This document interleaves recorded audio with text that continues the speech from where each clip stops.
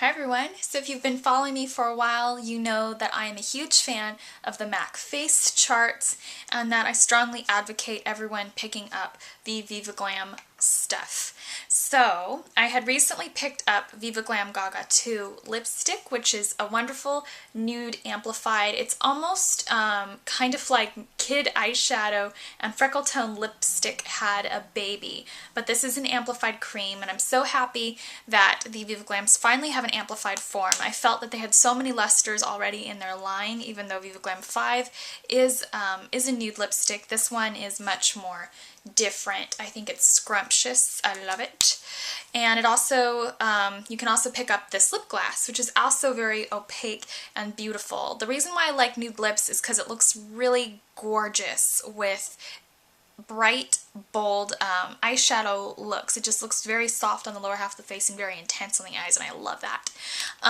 So I have replicated for you guys the Viva Glam Gaga image on the MAC Cosmetics website. I know I look very different from her. I'm not saying I look a thing like her, but if you'd like to learn how to get this look, please stay tuned for more. And once again, all proceeds go to AIDS if you pick up anything Viva Glam. Doesn't have to be these two colors, but all proceeds go to AIDS with any of the Viva Glams. Alright, so to get started on the look, she has very soft eyebrows. For that, she used the Girl Boy Brow Gel set. It's just kind of like a light, kind of butterscotchy blonde color. I don't have that, so I just usually like to wear my eyebrows kind of one style. I guess I'm kind of inside the box that way, but I like them to just be very defined. But today I'm going to change it up for sake of the Lady Gaga image, and I'm going to use Kid Eyeshadow by MAC and just a basic angled brush. And I've already put a touch of Select Moisture Cover Concealer over my basic defined eyebrows.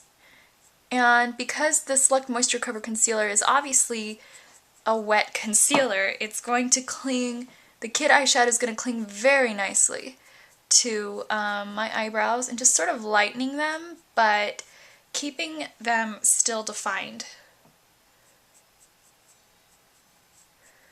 So, not completely blanked out, but just softened. Now I'm going to prep and prime my eyelids. I'm just going to use my Urban Decay Primer Potion.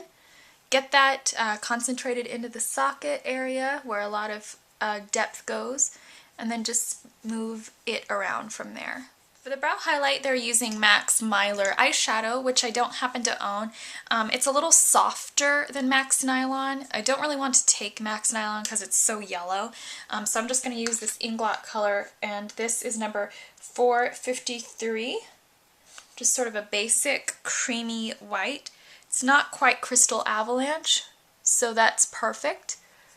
Just a little bit more of a buttery yellow color than that, ever so slightly. Crystal Avalanche is nice, but it's very bright, frosty white. So I'm just going to continue blending that downward on my brow bone. Now for the inner tear duct, she definitely has a strong gleam going. So I'm going to use Crystal Avalanche as they did in the face chart. I'm really trying to get this more exact than what I did with my Wonder Woman. And these are all pretty much like basic staples at MAC, so I don't feel as bad. But when the products are limited edition, I definitely try to give you permanent dupes to the limited version. So that is Crystal Avalanche. Now I don't own Gleam off the top of my head. I don't think I've seen it. So forgive me if I'm wrong with the color choice I'm using to dupe it out. But I'm going to take Paradisco by MAC, as her eyelid color does appear to be very sort of soft and nearly skin tone. So we're just going to use a wash of this. It's obviously not going to be as bold as it is in the pan. It's just going to be like a nice, almost like a blush was just dusted over the eyelid. And that's pretty much what Paradisco is. For the crease color, I've seen Mink Pink get duped out to Malt before, so if you have Malt eyeshadow by MAC, that's exactly what they're using. But this is from Spring Color Forecast 3, the purple quad. This is Mink Pink. It's a Velux Pearl up here, but it's very similar to MAC's Malt. So if you have that, that's obviously the easier to get option, as I think most everything from Spring Color Forecast was a sellout. So we're just going to use this in the outer corner and blend that through the crease. They definitely applied more pressure to the very outer corners and blending that up. Compared to last year's image where it was very black, red, and pink, and sultry and sexy, this one is very soft and romantic. So just blend that through. I think that's gorgeous. Now for this upcoming season, we're seeing a lot of new trends with liner, and I think that's awesome. I love liner. So on camera, I'm going to be attempting the first time this sort of new bat wingy type thing. I'm going to take my MAC's Black Track Fluid line. In the image, they're using the Super Slick on the Hunt, which is the black. I don't own it in black. They keep selling out of the Super Slicks. I love them, so check them out. And I'm going to take my angled brush, and we're going to start in the center, because it is a little thick in the center, but I don't want to start in the inner, because you have the most product on your brush when you start.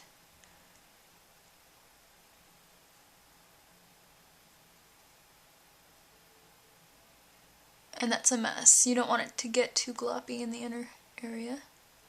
It's just going to be more fluid than my traditional cat eye. So get it pretty fluid, not too jagged. Pretty thin in the inner corner at this point. Match that.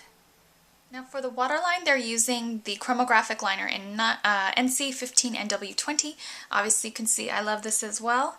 I bought this with Pret-a-Papier, but it came out with Champale and it's permanent. Now for the lower lash line, they're using Handwritten and Swiss Chocolate. I don't own any of those. They are gorgeous colors, but I'm going to be using what I do have, and that is MAC's Teddy Eye Kohl to sort of set up for the brown liner. Now to smoke it out, I'm going to be using MAC's Corduroy, and that will do pretty well for duplicating the desired look. I'm going to get around the edges of this, get some of that color up, and we're going to start in the inner area and dip it down.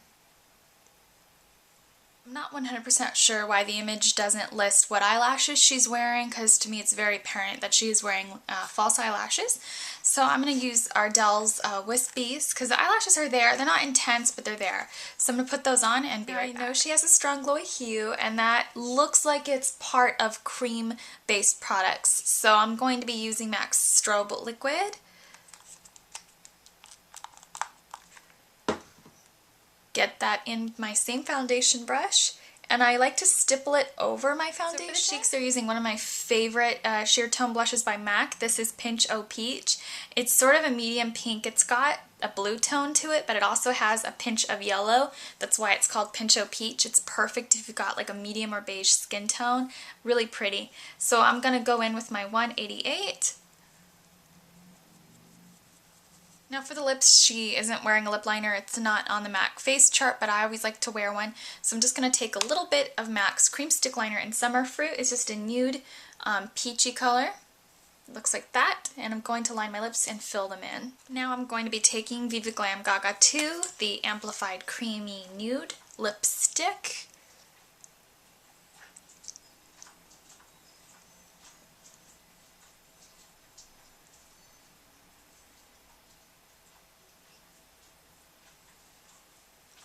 And just fill in Summer Fruit. Now I'm going to be taking the Lipglass, which is a little darker, kind of reminiscent of the nude lip gloss that came out with Mickey Contractor. Also reminds me of 2N Lip Gloss by MAC. And 2N, here's 2N, much more pink. Yeah, so that's all for now. Once again, thanks for watching.